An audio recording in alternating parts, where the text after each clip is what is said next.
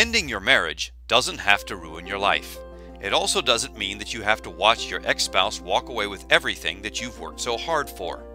In a divorce, it's usually best to split your marital property fairly so that both parties are as satisfied as possible.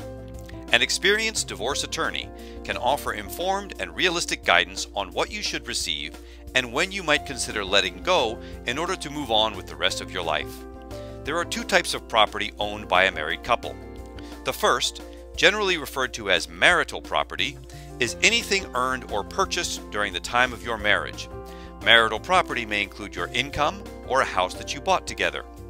The second type of property is often referred to as premarital or non-marital property and refers to property which is owned solely by one spouse without any rights belonging to the other spouse.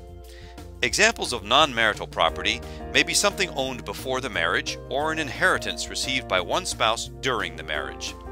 As a general rule, marital is divided between spouses at the time of a divorce, while non-marital property remains in the possession of the spouse who it belongs to even after a divorce. There are many exceptions and very complex rules surrounding marital and non-marital property. For the best advice, you need to discuss your property issues with an attorney. Dealing with property in your divorce is extremely important. Even if you and your spouse agree on how to distribute your property, you need to have a lawyer write and edit the information for you to make certain that it is all described accurately and to avoid any problems later on.